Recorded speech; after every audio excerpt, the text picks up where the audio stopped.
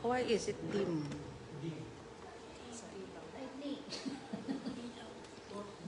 Hello, sisters. In 2 minutes po, we're gonna start po. Hello. Hi, Myra. It's okay still. Okay.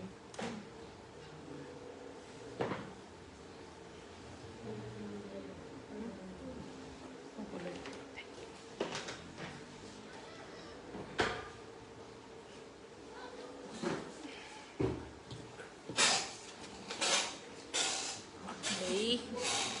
Hi. Musta kayo? Wait lang po natin. 2 more minutes, then we start. Diyan po ba sa mga cities natin are you checking yung mga kapatiran natin if they are affected or may mga nasa Cebu? Look out po Yung pong bilin ko sa inyo in each city, check your sisters. Especially tomorrow po because yung bagyong padating. Show yung fruit of the Spirit, okay? Okay. Okay. Praise the Lord. Welcome sa ating discipleship night and our journey for spiritual journey natin in season 3. As I remember, ang last nating spiritual journey was the lesson 27 or 27. It's about Holy Spirit, and that was happened during lockdown. So when you count, it almost 4 years since we sat together again or put in live this spiritual journey. And the reason for that, we planned it many times na to restart. And I believe that the timing is for the Lord. Amen. So I always have now going to have a watch in front of me so that we try to maintain I think an hour or less than an hour. Then after that, we will gonna, since it's Saturday night, we will gonna a bit worship and end up in prayer during our time together. Okay? And I believe that's the Sunday I announce it to you what will be the topics and lessons on each topic of this journey. It will be continuous every Saturday night. Amen? So, before we start, let's pray. Father, in Jesus' name, O God, Lord, we give glory to your name. Lord, you make it possible for us, for my brothers, for our sisters, O God, to sit together, O Lord God, in our church here in Larnaca, and also our sisters, O Lord God, our brothers watching with us, O Lord God, in our life. Father, we pray, O Lord God, that you will gonna give us an ear to hear what the Spirit is saying, O Lord God, and spirit of understanding, spirit of wisdom and revelation, spirit of counsel and might. And Lord, we pray that we will gonna know you more and more, Lord God, for this study, O Lord God, our Bible study, O Lord God. Lord, the main purpose or our purpose is to, again, to fall in love with your word and to fall in love with you, O God.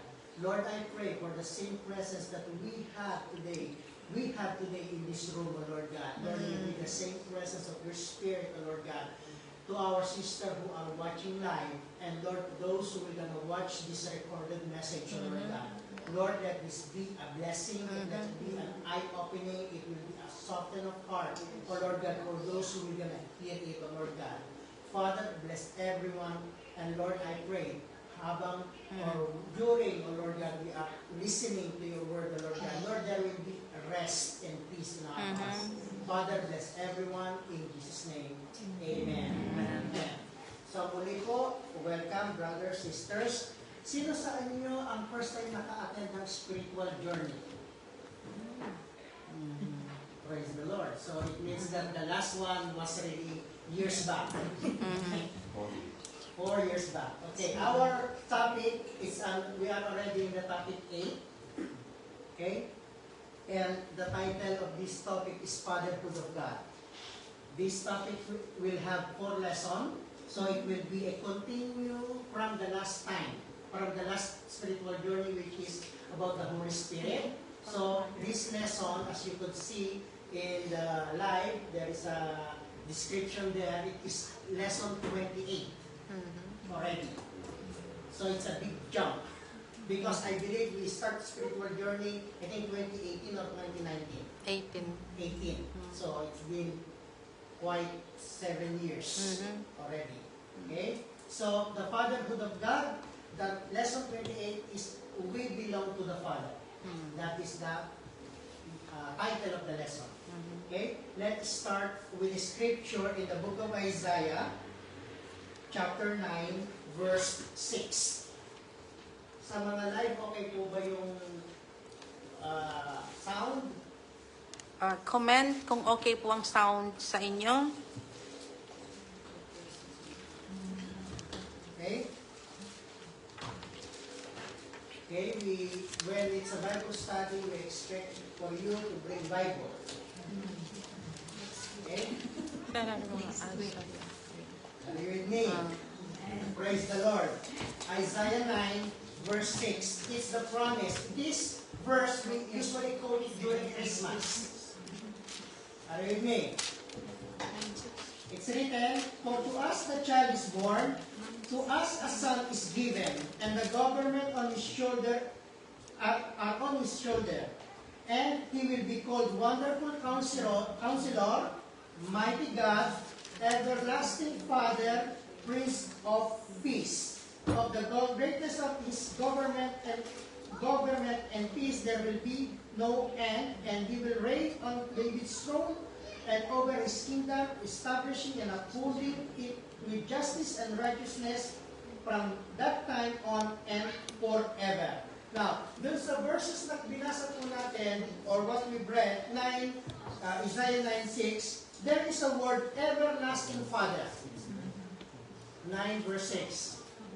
It's a prophecy about Jesus Christ, that he will be called Wonderful Counselor, Mighty God, Everlasting Father, Prince of Peace. We know that in Godhead, there is the Father, the Son, and the Holy Spirit. But God, with the Father, Son, the Holy Spirit, inside the word God, is the Father of creation. So Jesus Christ, when he was born here on earth, it didn't just die on the cross. He didn't just to redeem us. Are you with me? He is not just the Lamb of God who takes away the sins of the world. And that he accomplished during when he died on the cross. Indeed, he is the Lamb of God. He is the sacrificial lamb. Right? But he also, one of his work is to reveal the fatherhood of God. In the Old Testament, God is longing to be called Father. If you could recall, when Israelites were in Egypt for 400 years, are you with me? God appeared to Moses in the wilderness, in the burning bush that said, "I am that I am." Right? And he said, "I am sending you back to Pharaoh. And tell to Pharaoh, let my people go. Let my son go. Because Israel is my firstborn son." Then takes him out, right? Or been given by the Lord so that the Pharaoh will let them go. But God, according to the story, hardened Pharaoh's heart so that it will end up for the sacrifice of the firstborn son, the plague of the firstborn. Yeah. Right? Are you with me? It is God's, with His wisdom, purposely put the 10th plague as the plague of the firstborn son, because so that He could say, "Let my people go. Israel is my son." Are you with me? But Israelites don't want. They refuse to call God His Father. Now, open with me the book of Jeremiah, chapter 3.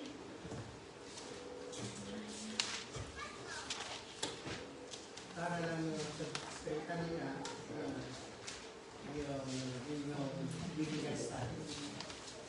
Okay? Jeremiah 3:19.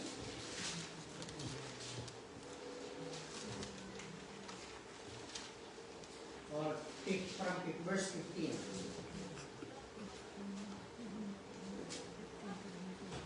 Are you there? Jeremiah 3 from verse 15 to 19.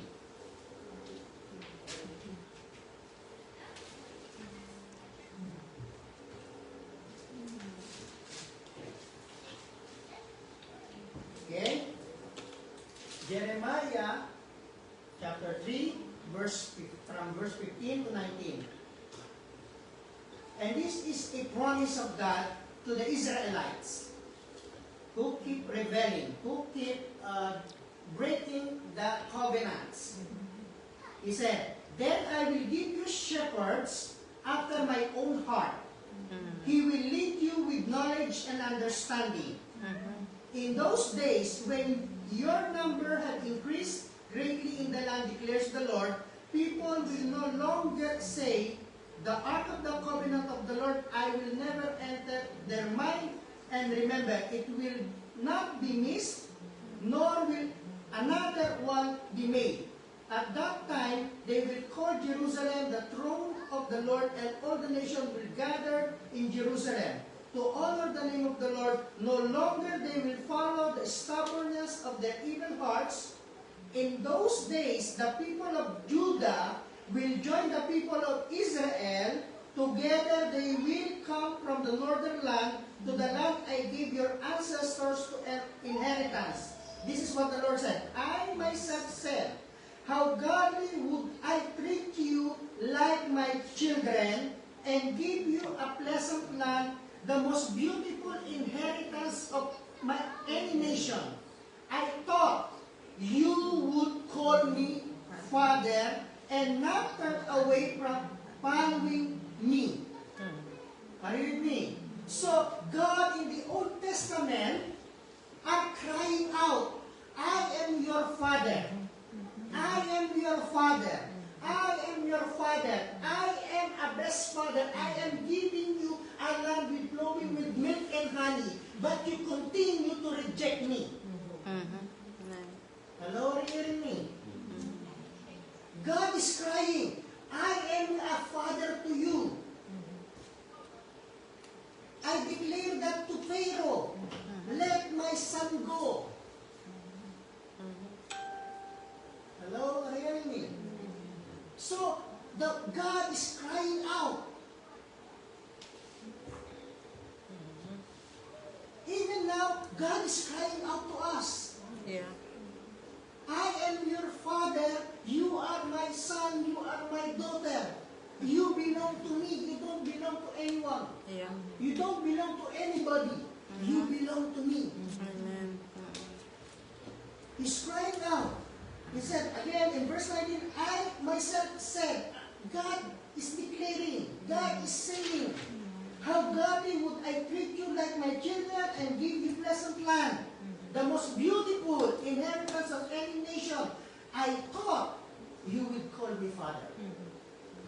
I did the best for you. I thought you would gonna. I answered your prayer. I thought you will call me Father." But still, the Israelites in Judah keep breaking the covenant of God. God said the three covenants: Abrahamic covenant, Mosaic covenant, and the Davidic covenant. And God the people of Israel and Judah keep breaking those covenants. He's crying out. Are you with me? Hello? Malachi. Malachi is the last book of the Old Testament. Right?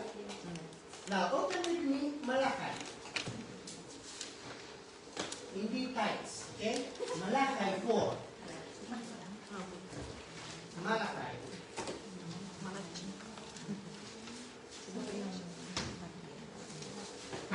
Okay? Malachi 4, verses 5 and crying out.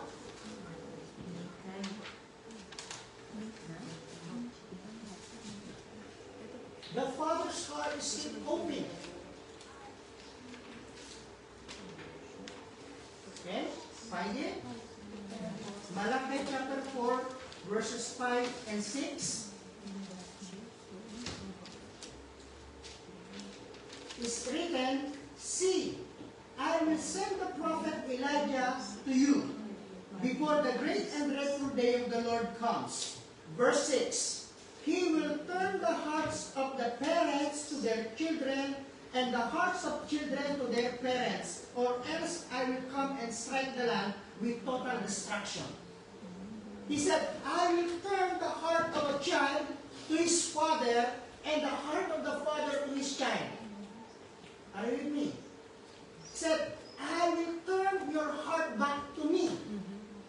And I will turn my heart back to you, says the Lord. Even though how much sin, how much you break the covenant, still I have that hope in my heart to bring back that love. To turn back my heart back to you, and I am hoping that you will turn back your heart to me. Said the last days, the great and dreadful day, I will send Elijah to turn the hearts of the father to the children and the hearts of the children to the father.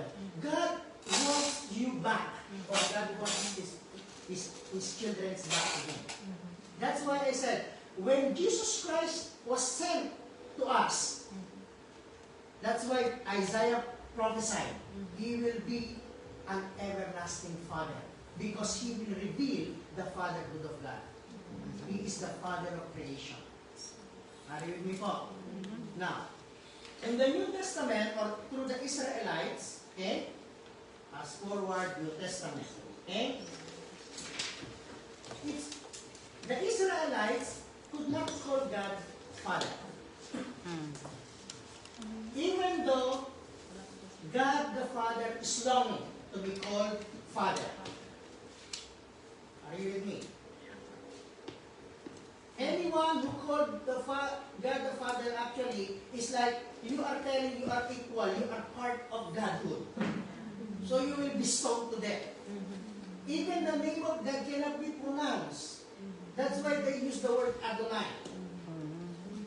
They said the Yahweh. That is YHWH. Some scholars now said it is the sound of our breathing. Our inhale and exhale actually is the sound of YHWH. That's why he said, from the time you have your breath until to the last, every day, breathe in, breathe out, you are declaring the name of God. That's why I said from the beginning, we belong to God. You belong to God. We belong to God. Amen? Now, when Jesus Christ came, the disciple also, about the prayer, right? Everybody knows the Lord's Prayer. Matthew 6:8, or in the chapter 6, he said, when you pray, pray like this, our Father. Hindi my Father. Our Father. Because we are part of that family. Our Father. That is first revelation of Jesus Christ of the fatherhood of God. Our Father. When you call to God, call Him Father. Call Him Abba Father. Are you with me? So, we all know that God is our Father, right? Good. Those in live, we know, huh? Are you with me?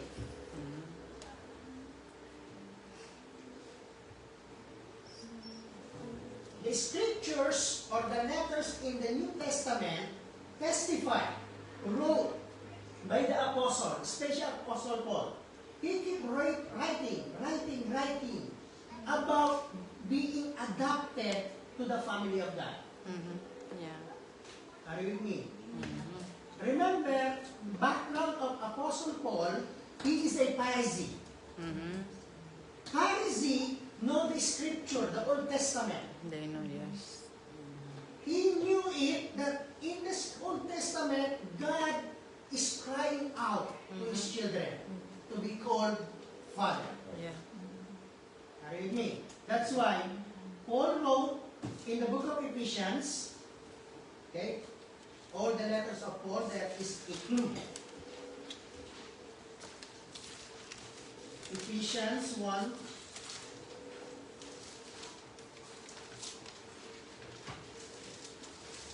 You know who my is, Kuya, during his Bible study? Brother Yanis. Ay, And yeah. also Sister Sheila. Sige pa.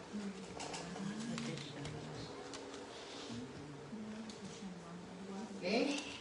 Paul wrote to the church in Ephesus, verse 5. Okay, let's just go to verse 5. He predestined us for adoption to sonship through Jesus Christ in accordance with the pleasure and will, to the praise of His glorious grace which has been freely given to us in the one He loves. So let's read it again. He predestined, He planned. He planned our adoption. God planned your adoption, my adoption, our adoption through Jesus Christ. That's why Jesus Christ said, no one comes to the Father except through me. Yeah. No church, not just going to the church, not following rituals. It don't make that to be in our adoption. It's not the proper requirements. Our proper requirements is through Jesus Christ. Yes. Are you with me? And then Galatians chapter 4, 4-7. Galatians. Ephesians. Galatians. After ng Corinthians, Galatians. 4, verse 4.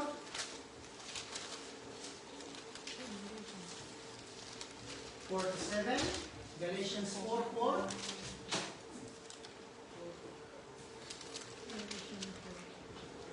Okay? It's written, but when the set time had fully come, God sent His Son, born of a woman, born under the law, to redeem those under the law, that we might receive adoption to sonship or daughtership. Because you are His sons, God sent the Spirit of His Son into our hearts, the Spirit who calls out, Abba, Father. So no longer, you are no longer a slave, but God's child. And since you are a child, God has made you also His heir.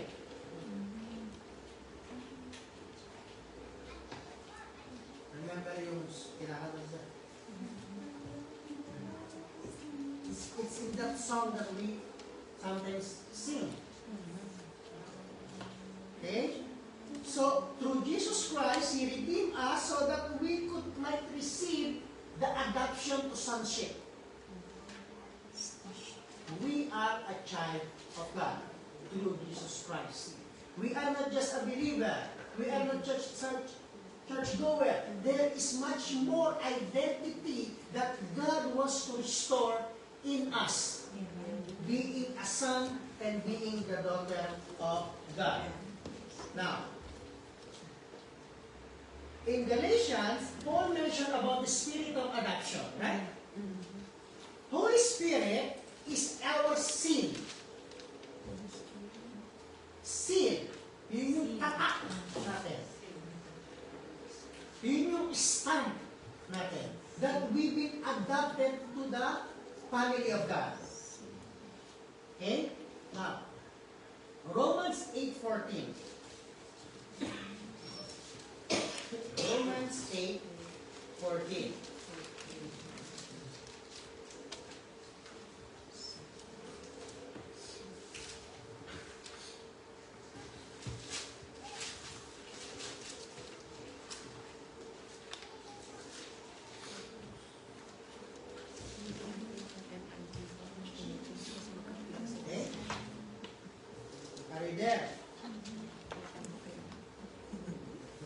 Romans 8:14.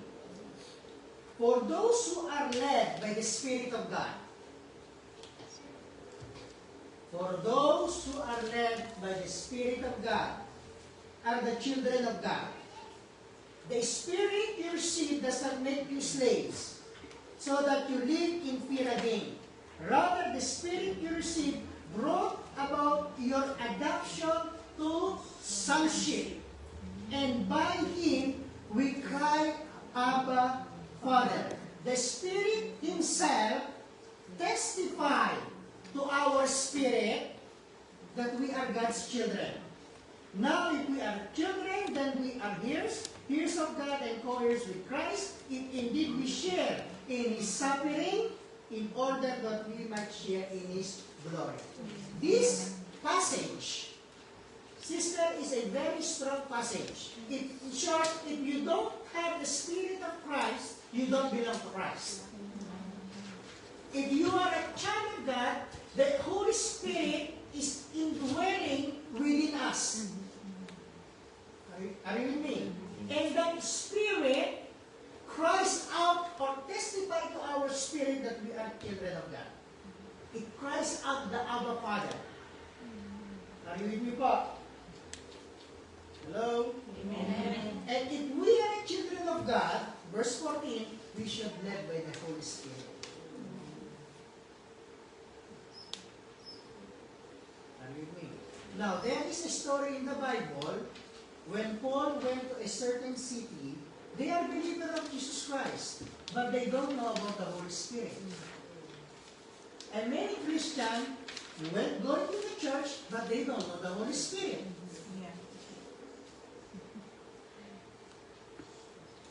Are you with me po? For those who are led by the Spirit of God, they are the children of God.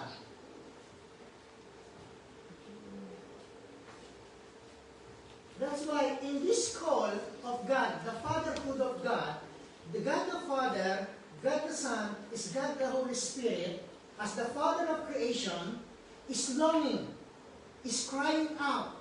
They are doing in action to bring us back to Him, to Himself. Amen? Now, look at your seatmate and say, you are a child of God. You are a child. You are a child of God. You are a child of God.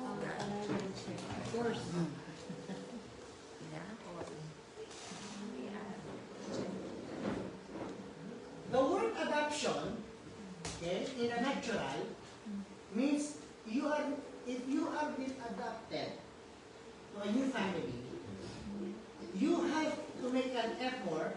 Example, I've been adopted to a new family. So in my part, okay, I have to make an effort to know who is my father or my new father. At the same time, the father have to know this new child being adopted in both ways. But in the spiritual realm, the Father Himself knows us. And we, in our part, don't know the Father. So in our part, there should be an effort to know the Father. And we could only know the Father through Jesus Christ. Yes. Jesus Christ said, if you see me, you see the Father. Yeah. If you know me, you know the Father. Amen. Yep. The miracles, he said to his son, the miracles that we witness, they are from the Father. Whatever the Father does, the Son does. Hello, are you hearing me? So in order for us to know the Father is through Jesus Christ. How can we know through Jesus Christ is through the Scripture? Yeah. Amen. Are you with me? Jesus Christ said to the Pharisees, okay, and the teachers of the law, everything has been written by Moses about me is there in your Torah, in your Tanakh. Are you with me? It's there. I am there. In Genesis, I am there. In Leviticus, I am there. In Exodus, I am there. So, in our time, in order for us to know the Father, we have to know the Son. In order Yes. for us to know the Son, we have to know the Scripture. Yes. It's not enough, Pastor, I love God. Good, wonderful, it's amazing. But do you read the Bible? No. You could not love 100% or genuinely the one you do not know. Yes. In our room, look at your seatmate and say hello. To those who are live, say hello self. Hello, self. Sabihin mo. That's why Jesus Christ said, actually in Matthew 11 verse 27, no one knows the Son except the Father, and no one knows the Father except the Son. Yes.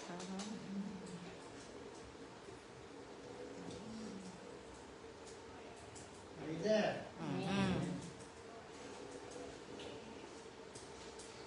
Okay? As we said, from the beginning, we belong to the Father. Even you were not even born, you already belong to the Father. Because Paul wrote that you were being predestined to be part of the family of God, to be a child of God. Okay? Now,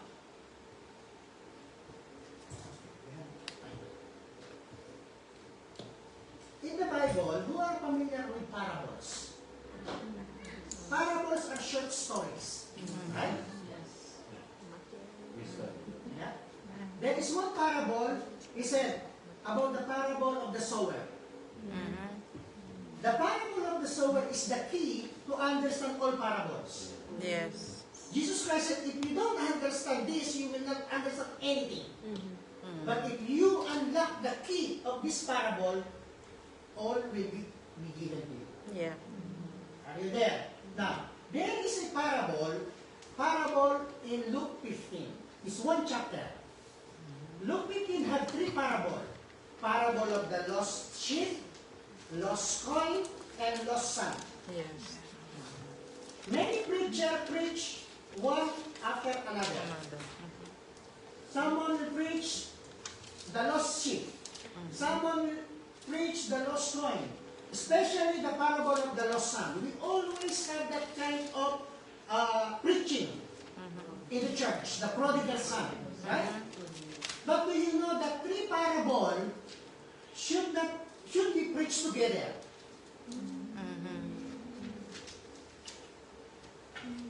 Because that parable is the crying out of the Father's heart. Yes. That parable main topic is saying, you belong to me. Yes. Are you with me? Now, the first parable, I will not go read the whole Luke 15. That will be your assignment.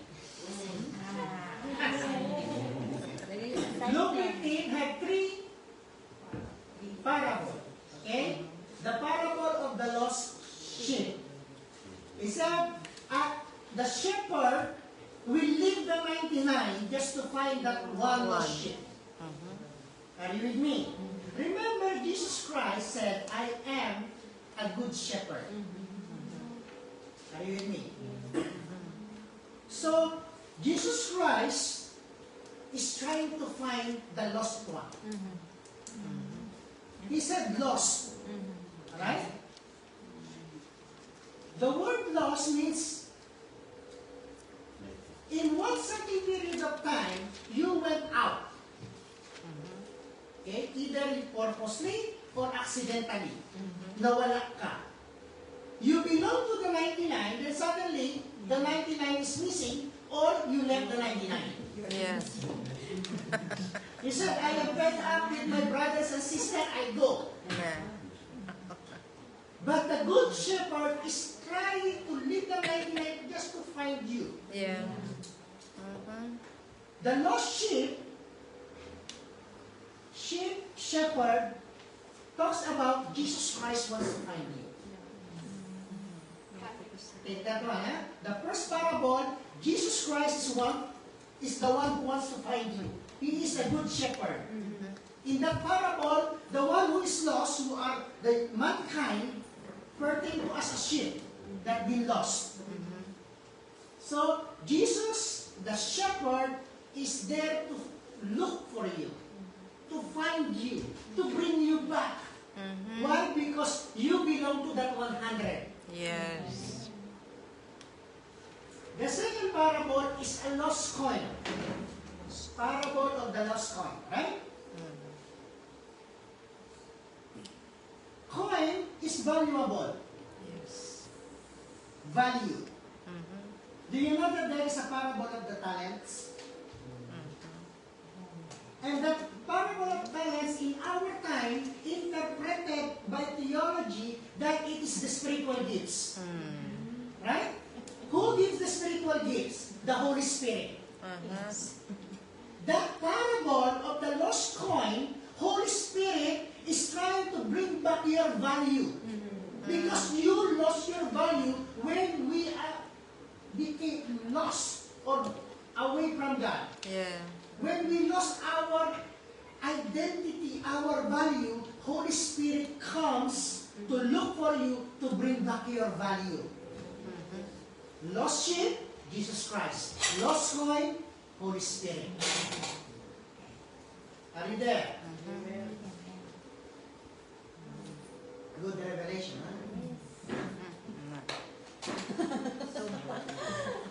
So, the last parable is the lost son. And we all know that parable. Are you with me? That there is two sons of the father of this man. One, take all inheritance, go, live the white life. Are you with me? Spend everything, end up in the pig pen. And even, actually the scripture said he eat the food of the pig. Yeah. Are you with me? And then he comes to his senses. And I'm wondering, when are we will come back to our senses?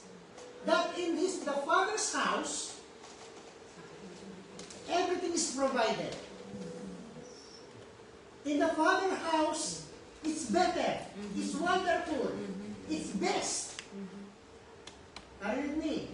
So he comes to his senses and I will come back to my Father's house and be a servant. Remember, the Spirit within us is crying out, Abba, Father, not as a slave, but a child. The mindset of the son, I will be a slave. The mindset of the father is, you will be a child. Are you with me? So, we all know the story that it's talk about actually inheritance. And your position, our position in the kingdom of God. Are you with me? So that parable 15 is the longing of the Father, of the Son, and of the Holy Spirit to bring us back to them or to Him as God because we belong to them. We are just lost. We just became cuckoo. Say, I will gonna live my own ways. I will define my own ways. Hello, are you hearing me? But most of the time, our own ways end up in the pig pen. Yeah. Are you there? Amen.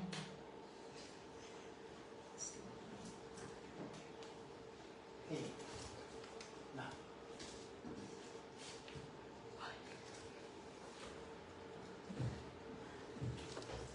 Romans 8:28. We are into the that's good time.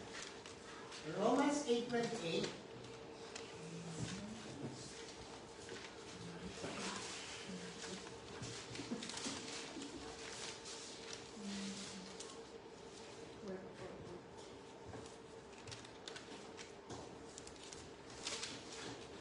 To 30. Romans 8:28, 30.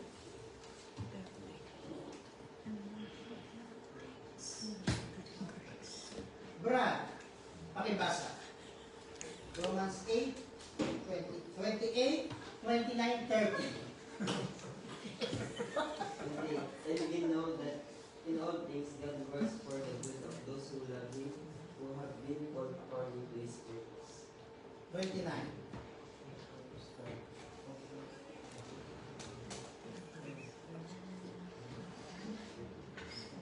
For those that foreknew, He also predestined to be conformed to the image of His Son, that He might be the firstborn among many brothers and sisters. 30. And those he foresaw, then he also called those he called, he also justified those he justified, he also glorified. So there is already a longing and a plan actually before God built or create the foundations of the earth. We are already in His mind. Now, I want you to focus on verse 29. For those God foreknew, He also predestined to be conformed to the image of His Son. Okay? That He might be the firstborn among many brothers and sisters. Conformed to the image of His Son. Remember, the word Son there is a big letter. Means He is longing for God foreknew us. He is saying, for Carlos, God predestined him to be conformed to the image of Jesus Christ. That is what this verse is saying. Are you with me?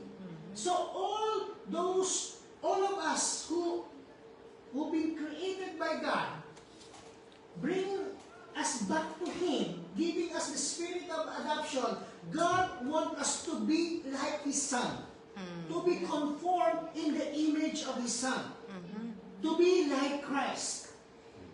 That is His heart, His longing. Right?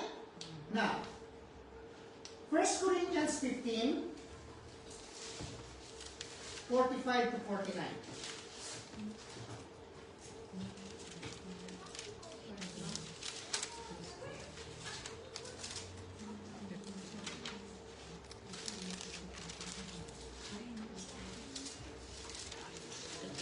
Okay?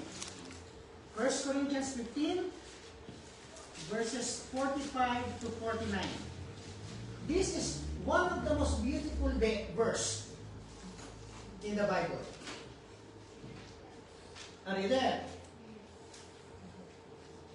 1 Corinthians 15, verse 45 to 49.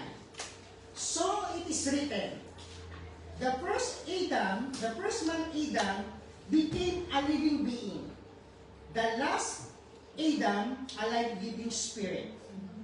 The spiritual did not come first, but the natural. And after that, the spiritual. Verse 47. The first man was of the dust of the earth. The second man is of heaven. In some translation, Lord of the heaven. As the earthly man, so are those who are of the earth. And as the heavenly man, so are also of those who are in heaven. Verse 49, and just as we are born of the image of the earthly man, we shall bear the image of the heavenly man. He said in verse 48, okay, verse 48 muna. You, like Adam, from dust of the earth, are you with me? You will have that image. The heavenly man, okay, have that kind of image. Verse 49, he said, we are born of the image of the first Adam, dust of the earth. We shall have, or we shall bear the image of the heavenly man. God's heart is for us to be like Christ. Yun ang goal of Jesus Christ, Lord. Longing for us to be like Him. The Father's heart is to be like His Son for us. Brother, sister, this is beautiful. Just as we have the image of Adam, the earthly man, the dust of the earth, so shall we bear. There is a hope. There is a longing to have the image of the heavenly man, Jesus Christ, the Lord of the heaven.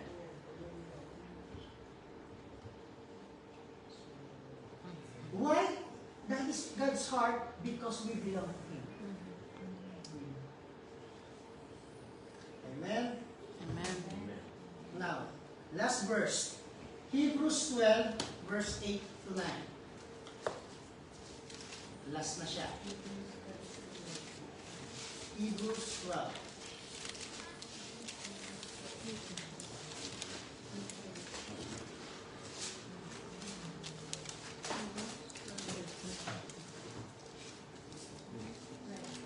Okay?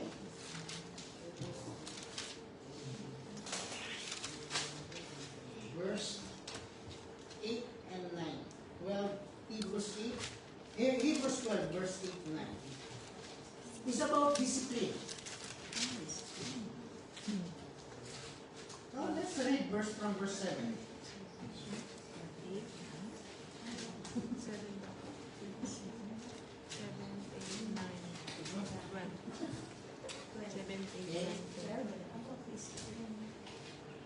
12.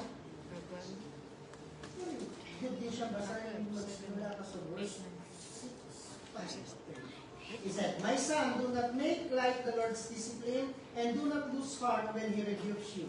Because the Lord's discipline the one He loves, and He chasten everyone He accepts as His son. Endure hardship as discipline. God is treating you as a children. For what children are not disciplined by their fathers?" Verse 8, "If you are not disciplined, and everyone undergoes discipline, then you are not a legitimate, not true sons and daughters of God." Verse 9, "Moreover, we have all had human fathers who disciplined us, and we respected them for it. How much more should we submit to the Father of spirits and live?"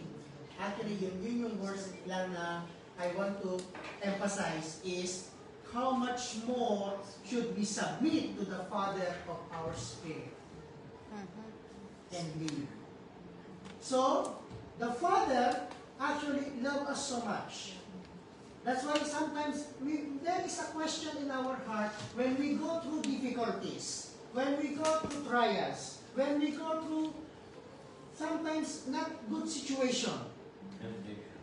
Mahal ba ang haba ako ng Diyos? Did God really love me? Did God really care for me? Most of the time, sister, God will discipline us through His Word. Yeah. Sometimes through situation. It's true. Because the Father heart for us is for us to be changed. Okay? Yeah. We belong to God. So that is our first new lesson. After the pandemic, the lesson 28, always keep in mind, we belong to God. You belong to God. We belong to God. Amen? Amen. Let's pray, and then if there are any question or question muna, if there is any, before we pray. 45 minutes. About The Fatherhood of God. Okay? Any question? No. Yes? No? We close, then we pray. Okay? So, okay, let's first, about prayer is, let's thank the Lord for what He revealed to us today. Second is about the Philippines, or then our service tomorrow.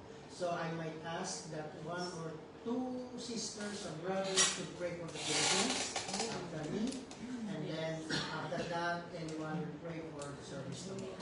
Okay? Just raise up your voice and let's pray. Okay. Father, in Jesus' name, Lord, thank you for the spirit of adoption that crying out within us and crying out, Abba, Father. Father God, in Jesus' name, thank you for your revelation today. Thank you for the parable in Luke 15, that your heart is longing and crying for your children, for your creation to come back to you. Father, I pray for everyone who will gonna continually or in the coming days we're gonna watch this lesson. Lord, I pray that the Holy Spirit will gonna move. The Holy Spirit will gonna testify. The Holy Spirit will gonna do amazing things. That the adoption will be made. Lord, you said, if we don't have the Spirit of Christ, we don't belong to Christ. And Lord, your promise, your heart, in the book of Joel, that in the last day, I will pour out my Spirit from all people. Because you are longing to bring back the creation back to you. Lord, you are been longing to be called Father. You are revealing, Lord Jesus Christ, thank you for revealing to us the fatherhood of God. And Lord, in this our journey, Lord, continue to reveal.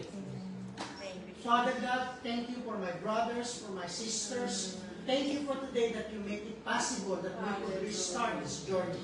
And Lord, we are looking forward that we could continue step by step in this journey, that we will gonna have a spirit of wisdom and revelation, counsel of might, and the spirit of understanding and of the fear of the Lord, that we will gonna fall in love with your word.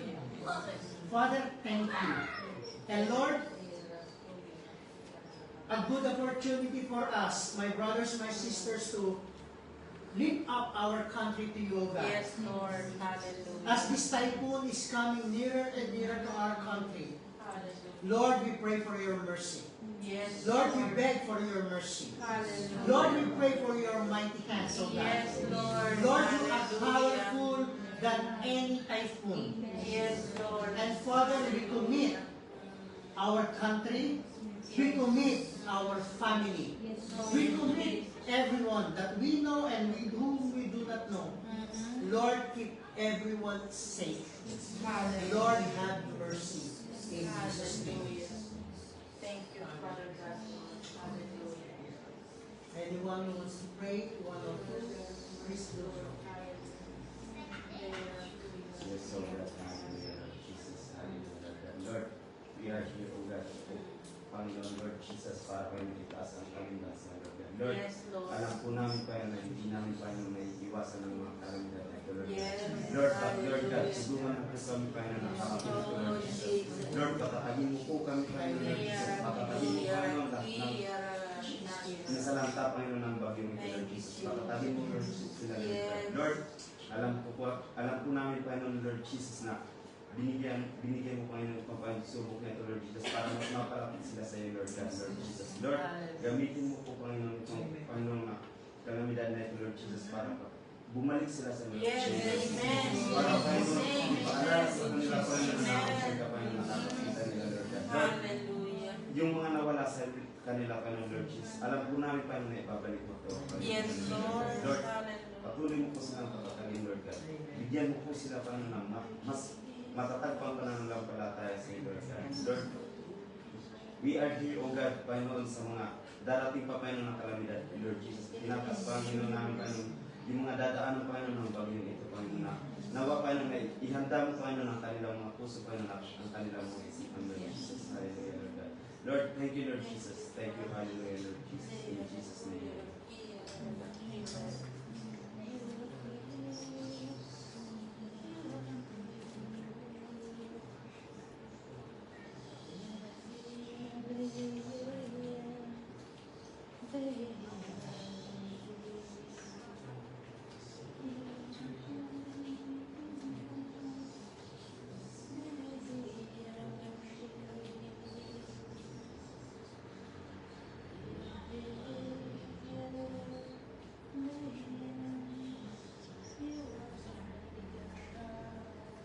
Lord, we lift up, Lord God, our service tomorrow, Lord God.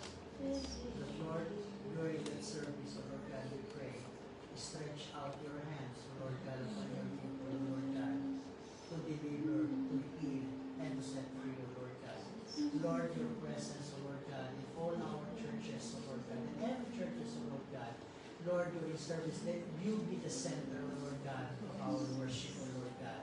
And Lord, Father, in Jesus' name, you're going to open the heart of your people to be more hunger and thirsty, Lord God, for you, for your presence, Lord God. Father, in Jesus' name, Lord, we pray for breakthrough upon breakthrough in the lives of your people, Lord God. Lord, continually, Lord, and let there be hunger to know you. Let there be thirst to know you, God. Lord, let there be a longing to be in your presence, Lord God.